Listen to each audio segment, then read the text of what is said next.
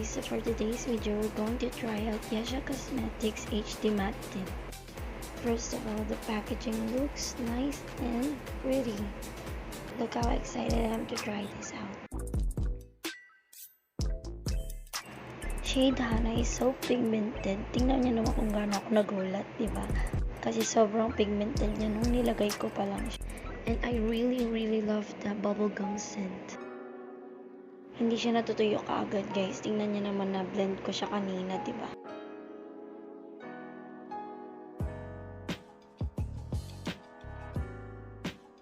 So, the next shade is Nail May. So, pagkalagay ko ng shade na Nail May, hindi ko siya kinapalan. Kasi nga iniisip ko, sobrang pigmented na niya. Hindi na kailangan ng makapal kasi kitang-kita naman na siya. Sorry mga lovely sa voice ko. Gabi ko na po itong ine-edit and paus po ako. So, kailangan ko po tahimik nag-voice over dito. So, the next shade is Adria.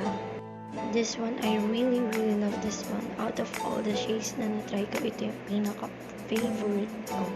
Nung bine-blend ko siya, kitang-kita niya naman para siyang pigment ng Old Rose. Sorry po sa mga pamangkin ko, ginawa ko po yung video na may occasion po sa amin. So, dito na nga po nagtatapos ang aking video for today, guys.